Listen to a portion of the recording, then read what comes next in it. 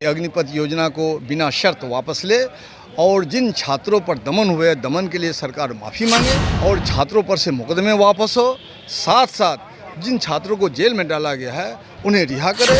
अग्निपथ योजना देश की सुरक्षा के साथ एक खिलवाड़ है। जब जलजला आता है ना तो ज़मीन हिलती है। कल का जो तूफान है उसका आने का सबब है आज।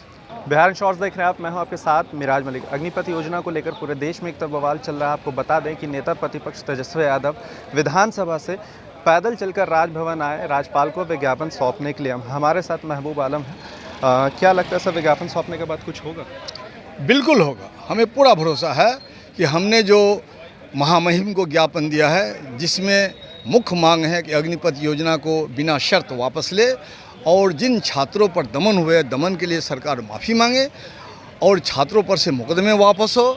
साथ साथ जिन छात्रों को जेल में डाला गया है उन्हें रिहा करे।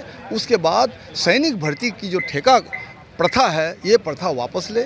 जिस तरह से पुराने सैनिकों की भर्ती हुआ करती थी नियमन के तहत उसी तरह से भर्ती हो।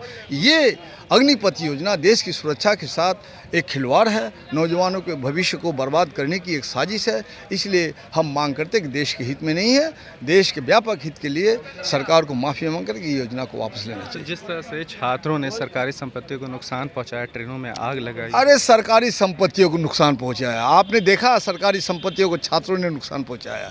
ये आक्रोश है। जब जलजला आता है ना तो ज़मीन हिलती है, ये पता है आप लोगों को। तो नौजवानों ने 3 साल 4 साल तक दौड़ धूप करके अपने को फिट किया, उसका फिजिकल फिटनेस हो गया, उसका मेडिकल हो गया, उसको नौकरी देना चाहिए। और आप बोल रहे हैं कि आप जो 23 साल के बाद उसको रिटायर कर देंगे। 22 साल 23 साल 25 साल रिटायर होने की उम्र है कि बहाली की उम्र है? रिटायर होने की उम्र आफ्टर 40 ईयर्स होती है। 35 साल तक भरी पूरी जवानी रहती है। तो ये किस तरह से आप फौज को गठन करना चाहते हैं? फौज की संरचना को जो तोड़फोड़ करना चाहते हैं, हम ये आपको इजाज़त नहीं देना चाहेंगे। देश इजाज़त नहीं देगी। कोई भी कानून संसद में पास होना चाहिए और जिस तरह से रेगुलर आर्मी की बहाली हुआ करती थी उसी तरह से बहाल। वो तो बोल रहे हैं कि इससे सेना मजबूत होगी। इससे सेना कैसे मजबूत होगी? आप मान लीजिए कि आप ही को ट्रेनिंग दे गया, 6 महीना ट्रेनिंग दिया, 4 साल काम करने का और बाकी ज़िंदगी आप बेरोजगार हो जाएंगे। ये इस मानसिकता से जो भयभीत रहेंगे वो नौजवान किस तरह से देश की सेवा करेंगे? वो तो कुर्बान होना चाहते हैं।